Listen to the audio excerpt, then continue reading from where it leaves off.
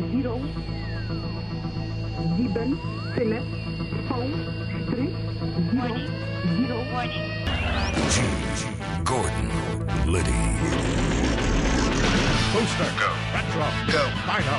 Go fly. Guidance. Guidance go. Ecom. We'll go fly. Telview. Go. Control. Go fly. Inco. We are go. Network. Go. Recovery. Go. Capcom. We're go fly. Launch control. This is the G-Man. We are go for launch. And that is I, G. Gordon. All right, ladies and gentlemen, joining me in the studio as we speak is the redoubtable Dr. Patrick J. Michaels. He's Senior Research Fellow for Policy and Economic Development at George Mason University and the Senior Fellow in Environmental Studies at CATO Institute.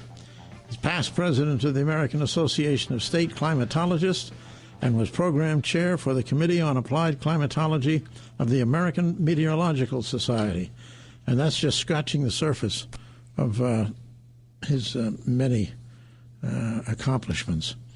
Now, we're in a situation, Dr. Michaels, where we've got a pretty severe drought going on in the Midwest. The corn crop is being affected greatly by it, in a negative way.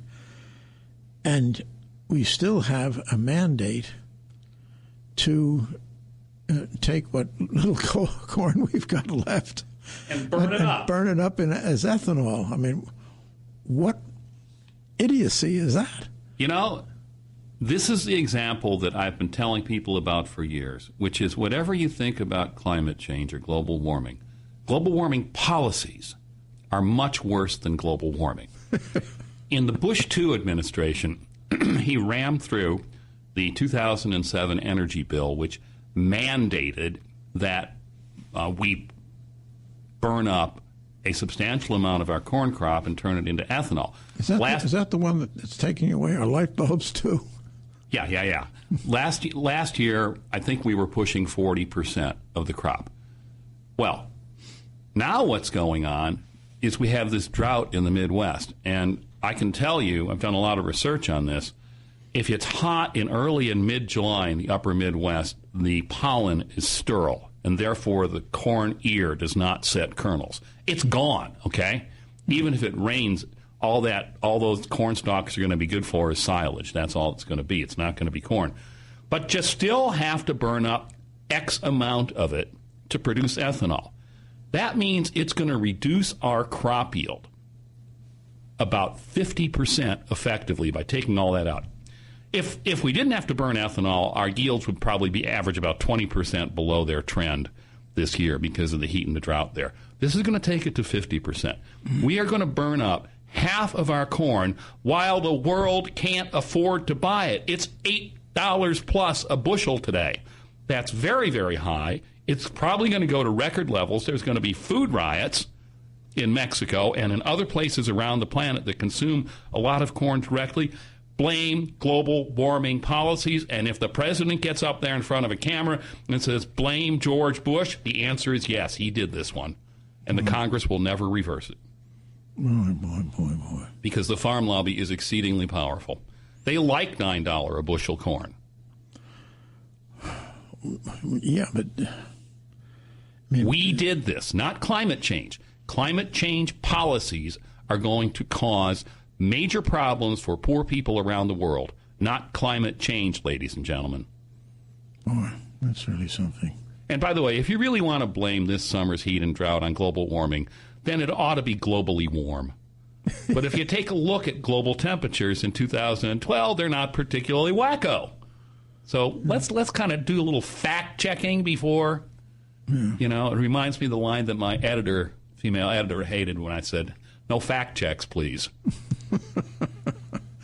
Okay, now, the global warming alarmist people are most recently alarmed by a large chunk of ice that has broken off from Greenland, I believe it is, and it's floating around. Peterman Glacier.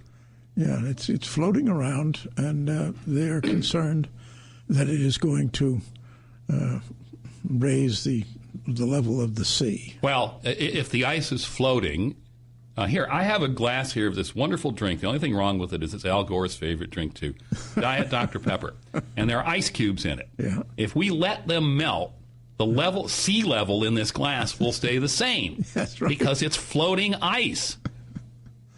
Peterman is in the water out there, ladies and gentlemen. Well, anyway. And besides, we really don't know the perspective on break-off of large ice from Greenland. We've only really been looking at this in detail since the MODIS satellite went up not that many years ago. We know Greenland has huge outlet glaciers. Did you know the Humboldt Glacier in northern Greenland has a bigger outflow than any glacier or ice cap on Earth? No, I did not know It that. is really fantastic. I want to get up there and see it someday. Boy. Well, I mean, I've seen, up in Alaska, I've seen glaciers calving. Is Oh, that yeah. what they call it. All of a sudden you hear this crack, and this big, huge chunk of ice goes crashing down into the sea. Yeah, Glacier Bay in Alaska is a place that is really fantastic and shows how little we understand about climate and climate change, by the way. Did you know that that place has lost 5,000 feet of ice in about 200 years? And as a result, the sea level around Juneau and southeastern Alaska, it's dreaded sea level is going to go up because of this. No. The sea level is going down because the land is rebounding after having lost the weight of all this ice. So sea level is going down several feet a century in southeastern Alaska. Oh, boy. Well, I guess, I don't know. I'm trying to think of what would happen if a Prius ran into a Volt. Oh, man, that's like the scenes I play in my head about certain people getting together in certain ways. I don't even want to talk about it. You play that game, too. I know that. All guys do. Oh, God. Can I think of something really gross today? Yeah, right. Oh, you're letting the women know all our male secrets here, Pat. And that's true. Yeah, that's terrible. Is this mandate for ethanol increasing every year? Or yes. It tops out, I think, somewhere around 2020. But, yes, it's increasing. Our crop yields are increasing. Without this ethanol mandate, in a year like this, the price of corn, sure, it would have gone up because of a perceived 20% reduction in yield. But when the effective reduction becomes 50%, that produces extremely high commodity prices. And it's just not corn. I mean, corn wheat will take along soybeans, will take along wheat. Soybeans are grown in the same region as corn. They're a little bit more resilient. They can come back later on in the year. And we have a very large soybean area. Actually, I think the most intensively planted area in the U.S. is the Mississippi Delta. At least the eastern half of the Delta region has been getting decent rain. So it's not like there's going to be a massive, massive failure. And also, we don't burn up, excuse me, I forgot about that. We do make biodiesel out of some soybeans. The Navy, by the way, is holding maneuvers on biodiesel. Biodiesel. You know how much it costs a gallon? $16. $34. $34 a gallon for fuel. Bunker fuel is the cheapest stuff on the market in terms of, a fuel, and it really runs about $2.50. Yes, $34. Thus does the defense industry, the defense lobby, and the greenies get in line, say, look, our budgets have gone up. Oh, by the way, global warming is a threat to our national security. This is what's happening right now. Ladies and gentlemen, it's not climate change, it's climate change policies. Yeah. We just had a listener call in and ask if solar flares could be causing the heat wave. No, not really. In fact, when the sun, when the sun has a lot of sunspots, yeah, it's warmer. But in general, the sun has been quite inactive. We have a big flare now. I don't know if there's been an aurora or not, fairly far south, but that's certainly possible. Oh, and it's kind of fun to watch. The more interesting aspect about solar flares and things like that is they change the cosmic ray output. And there is a theory to which I am completely neutral on, that it is cosmic ray flux from the sun that modulates upper atmospheric clouds, which have a substantial influence on climate. We shall see what happens with that in the future. All right, we're going to take a break. We'll take a break. I'm with Dr. Patrick Michaels. All right, ladies and gentlemen, I'm in mid-conversation with Dr. Patrick J. Michaels. He's Senior Fellow in Environmental Studies at the CATO Institute, amongst many other notable achievements. Let's go for the moment to the telephones. Rob, you are on the air. Good morning, Dr. Liddy, Dr. Michaels. Thanks for taking my call. Hi, Rob. On the topic of ethanol in the fuel, I'll try to keep this succinct. I'm not terribly articulate, but I'll do my best. Automobiles manufactured from roughly 2003 to present have something called CAN OBD, C-A-N-O-B-D. Vehicles manufactured from 1996 through 2001, 2002 had something called OBD2. Vehicles manufactured from 90 to 95, 96 respectively had something called OBD1. These are the onboard diagnostic. Correct. Okay. Exactly. The computer, the ECU that runs the car. The former, the CAN OBD cars, are equipped with a sensor in the fuel in the gas tank that will tell the ECU, hey, there's ethanol in here. It will measure the amount, and it will alter the fuel mixture, the long and short fuel trims, up to 25-30%. Yeah, that's right. Resulting in poorer gas mileage because you have to pump more fuel. Exactly. Well, to that end, 10% ethanol in the gas reduces the efficiency of the engine by 5%. I know, I can tell that. I have a fuel mileage meter on my car, and I can put in no ethanol gas. There's a website, by the way, noethanolgas.com, I think, where you can find one of these stations. Okay. Back to my point real quick, and I'll try to be succinct. The OBD cars will alter the fuel, the long and short fuel trims up to 25%. So those cars will run on 10% and 15%. 20%, those cars will not run on the fuel. The OBD1 cars, the 90 to 95 cars, can alter the fuel trim, the long and short fuel trims to 15%. Those cars will run on 10%. I have one of those. I have the ability to change injectors, reprogram the ECU to make it run on that stuff. But there's a lot of college kids, there's a lot of struggling people running around or driving cars in the 90s and 2000, 2001. If it goes to 15-20%, those cars will simply not run. They'll self-destruct. They'll run so lean, they'll burn holes in pistons. Yeah. They'll burn exhaust valves, and they're going to be SOL. What are those people going to do when that happens? They're going to go to the government, and the government's going to give them a Chevrolet Volt. Right? You're right. Think about it. Think about it. Right now, you get $7,500 of taxpayer money for a $41,000 Chevrolet Volt. And it's going to go up to $10,000. That means that 4 subsidies will buy you a Volt. So why not just give them away? Well, and compensate General Motors with our money. That's what we're doing anyway. Well, I've reassessed my argument. I'm headed over to Chevy right now to go. I want my Volt. Yes. Be sure to have them throw in a fire extinguisher. All right. Thank you, Rob. Geez, No, Rob's right. There's a problem with the high ethanol. And if you have a car that has a really sensitive fuel mileage meter like mine does, it's a Honda, and it actually counts the clicks of the injectors, you can see the fuel mileage drop when you switch from non-ethanol to ethanol fuel. It's quite remarkable. You got me worried now. I've got this 1991 original ZR1 Corvette. Mm-hmm. It has the Lotus racing engine. Oh, sure, yeah.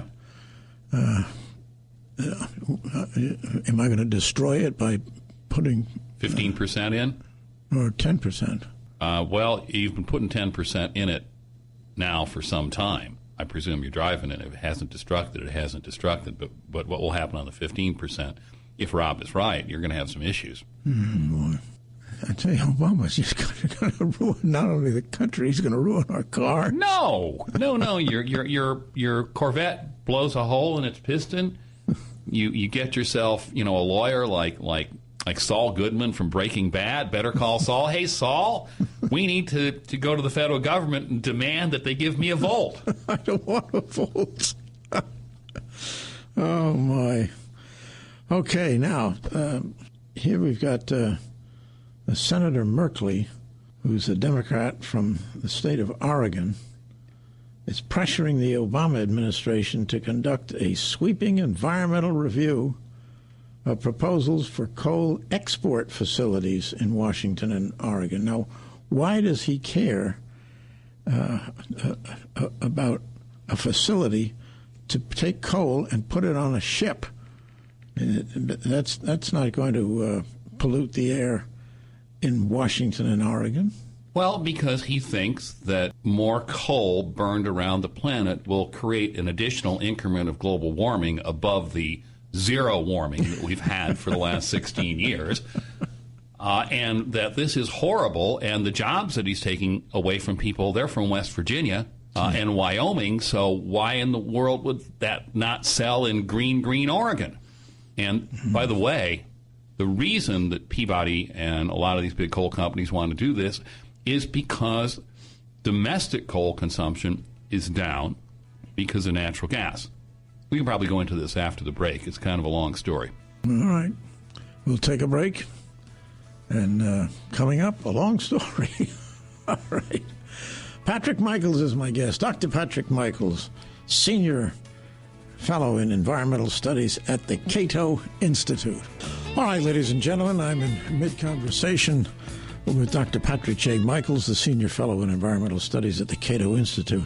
We were talking about the people who want to prevent a coal export facility, right, from being built in the Pacific Northwest. And the reason that it's being built is because the price of coal is low, because we are now using more and more natural gas to fire our new electrical generation facilities. But that's not the case around the world. The United States being the Saudi Arabia of coal, and by the way, thinking earlier in the program, also the Saudi Arabia of corn, soon to be the France of corn, we have a lot to export. And so naturally, the producers of this would like to have a terminal built to export to the Asian markets, probably out of Seattle. And what this will do is this will ameliorate the problems that are cropping up in West Virginia and eastern Kentucky as the price of natural gas is low, so coal is not favored for power generation. And a very important and the EPA says, and if the price of coal gets low compared to natural gas and you want to use it to build to burn in a new power plant, you can't do that. So what the EPA has done is it has institutionalized what the market, at least temporarily, has done, which is depression in West Virginia. And this is extremely unfortunate that you have folks out in Oregon saying, Senator, Senator Merkley, yeah. Here's the letter he wrote.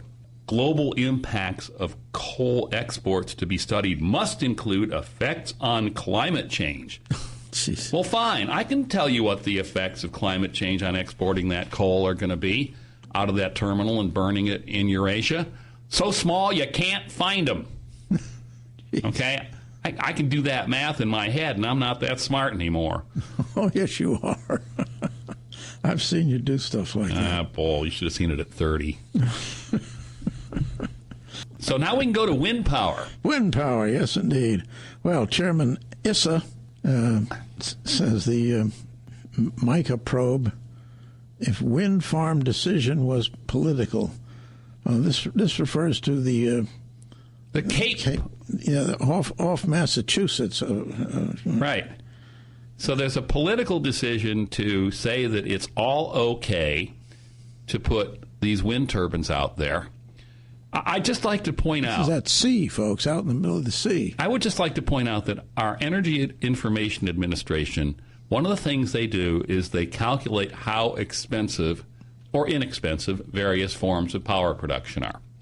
So right now, they estimate, for example, in 2016, that the cheapest form of power production by far will be a modern gas-fired electrical generation facility.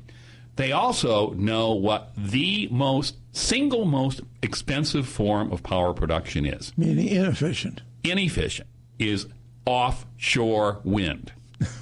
First of all, the facilities have to be built to withstand a marine environment, which is extremely corrosive. Any facility out there, if it's on the U.S. East Coast or the Gulf Coast, has to be able to withstand a Category 3 hurricane, which is inevitable, and I'm not so sure they can. And the power that they produce is intermittent. Like I told you a few weeks ago, okay, the power you produce, G-Man, is less intermittent than that comes from a wind turbine. And so you have to back it up with another form of generation, which, by the way, just happens to be natural gas. And because natural gas is so cheap, the guys who are building these plants say, hey, I got a great idea. Why don't we just leave these plants on and the heck with the wind? So to counter that, the states produce something called a renewable portfolio standard, which means X percent of your power has to come from renewable energy, showing the brilliance of our solons, because Physics 101 will teach you that there is absolutely no such thing as renewable energy. It does not exist. Well, that's like biofuel or ethanol from switchgrass. Switchgrass, yes. They are mandated.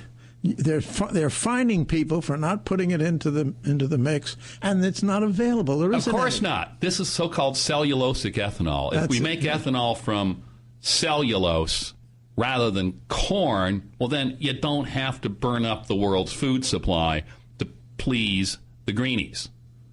The only problem is, and I have been told that cellulosic ethanol is just around the corner since I've been just around the corner. It's a very, very long time. It's not. You know, the reason that plants can stand up and don't fall down when an insect eats them is because of cellulose. Chuck Darwin made sure it's really hard to break down cellulose. And if you want to go fighting Darwin, go right ahead, but it's going to take you an awful lot of time, and it's not just around the corner. You know, as a licensed pilot, I'm a bit concerned about flying over water where there may be several 100-foot fans flailing away. Yeah. And if you were an osprey, you'd probably be pretty concerned, too. Yes, you would. A fishhawk. Okay, let's see. Let's go to Texas and Jim. Jim, you're on the air. Well, good morning, Dr. Liddy and Dr. Michaels. Hi, Jim.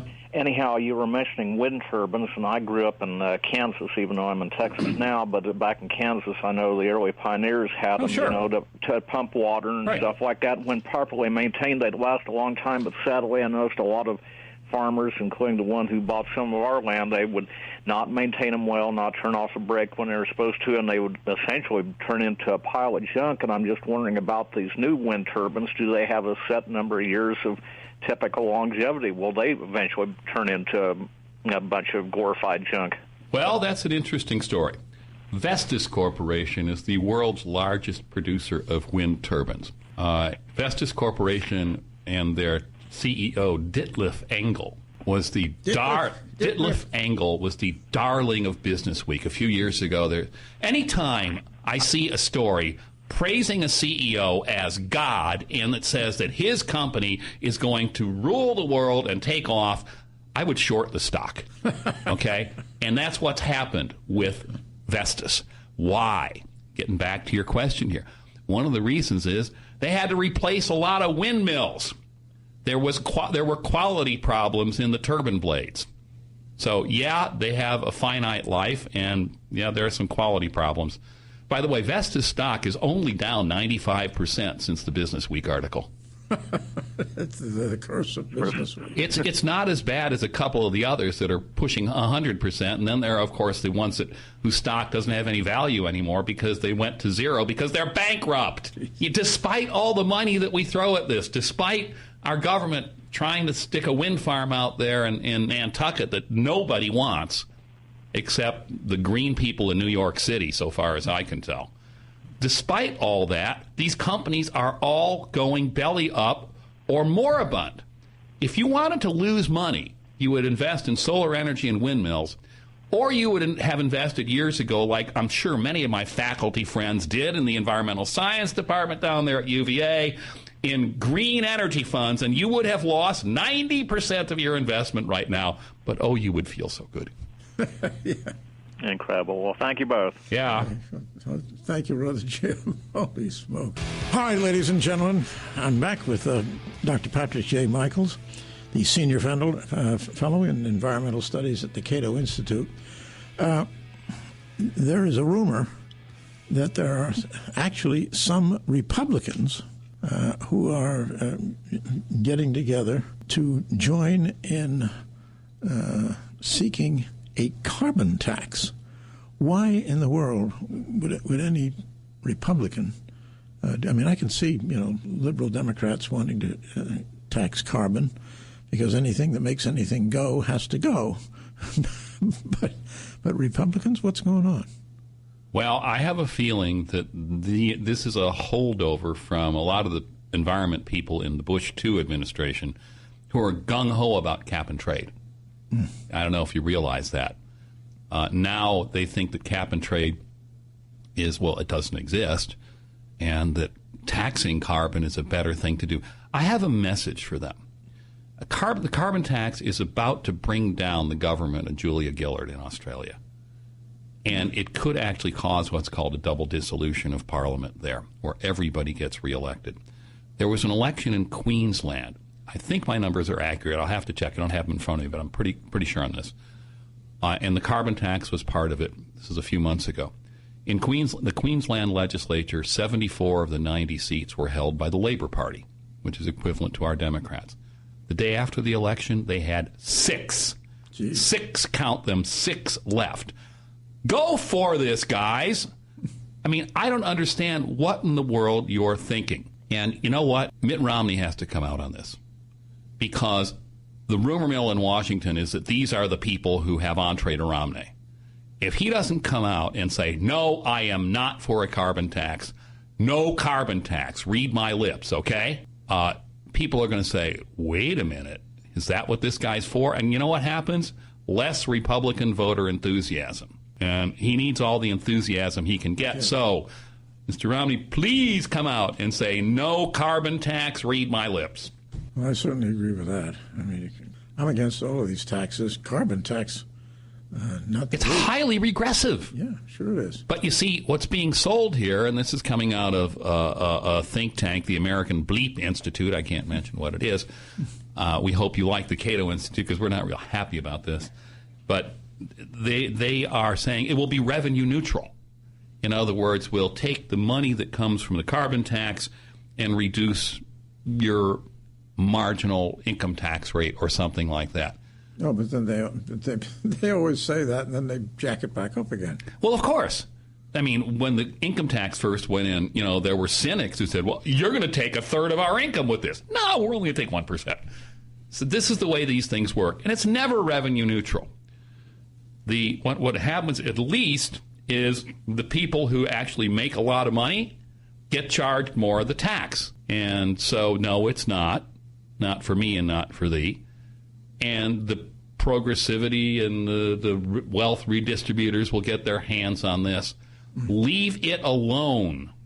Read my lips. No new carbon tax. No carbon tax. It's got to be said. If it's not, people are going to get really suspicious. I suspect you're right. The Greens, they're getting together with Natural Resources Defense Council. They've had 6 meetings, by the way, in private over there at American Enterprise Institute. If you got to have them in private, what are you trying to hide? Beats me. But I mean, I don't think they understand that this has really caused political turmoil in Australia. And the Australian electorate's not that much different than the American one. True enough. And by the way, Australia's dollar is now on a parity with ours. Do you know why? Because they export carbon-based energy to Eurasia. Nonetheless, Senator Merkley says, well, we can't build an export terminal for our coal in Washington State because it might cause dreaded global warming. So that means the Australian dollar sounds like a very good investment over the long term compared to the American one. Well, Yet another reason to buy gold. There is just there is so much news this week, and I think the bottom line story, it's the one we started with, is that because of the drought in the Midwest, we're going to wind up quite possibly burning up half of our corn supply. We are the Saudi Arabia of corn in terms of world supply. We no longer will be. It's driving the price up. People in Mexico are going to be extremely upset. Poor people around the world who consume a lot of corn. It's going to affect the other commodities. It's not climate change that's causing this, folks. It's climate change policy. And you heard that from the Cato Institute 5 years ago. Boy. Well, it's policy based on a fiction. Well, climate change is a fiction. Climate changes? Come on, there was an ice age. You were alive then. Yes, of course. was kind of cool. Yeah, climate does change over eons, but this idea of 3,000. Look, you remember the 3 millennia right after the ice age. You know that it was so warm in northern Eurasia that the boreal forest, the North Woods, grew all the way to the Arctic Ocean. And in fact, the trees were on the islands in the Arctic Ocean, like Wrangel Island. Yeah, well, now there's nothing there but tundra.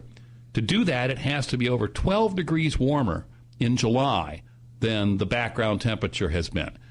That means that the ice was gone for summer, at the end of summer, for probably much of these millennia. And the polar bear survived. Well, now we're trying to prevent that. And Rome prospered. Well, this is before Rome, but agriculture radiated around the world probably with the warm period after the Ice Age, which, by the way, in climate textbooks that we used when you and I were in our college days, that period was referred to, that warm period was referred to as the, quote, climatic optimum. It was, because it accompanied the rise of agriculture and civilization. If you think I'm going to comment on that on the radio, you're crazy. There's another theory out there, by the way, which is extremely fascinating, which is as the carbon dioxide concentration of the Earth went up, it was really low during the Ice Age. It was almost low enough that it would kill all vegetation on the surface of the Earth, about 180 parts per million. If it gets much lower than that, plants go kerblooey. But it went up after the end of the Ice Age, and that made plants grow better. There's a theory out there that the increment of plant growth that occurred as CO2 finally got to levels where plants could prosper was responsible for the rise of agriculture. It's plausible. You had hunter-gatherers prior to that. The men hunted and the women gathered. And then they came to the conclusion that if they stayed in one place and cultivated, they'd do better. Well, to do that, you have to actually have the plants to cultivate, and to identify them. You probably got to do a little implicit breeding and things like that. But you also have, these plants were around before then. I don't think people were any dumber 12,000 years ago than they were 9,000 years ago. There certainly hasn't been any improvement between 9,000 years ago and now, has there? No. So, come on. What's the diff? Yeah, they were Upper Paleolithic hunter-gatherers. Okay, well, we want more of your memories from the Ice Age next time we talk, okay? Yeah, okay. All right, ladies and gentlemen, you've been listening with great enjoyment, as certainly I do, to Dr. Patrick J. Michaels, the Senior Fellow in Environmental Studies at the Cato Institute and the Senior Research Fellow for Policy and Economic Development at George Mason University.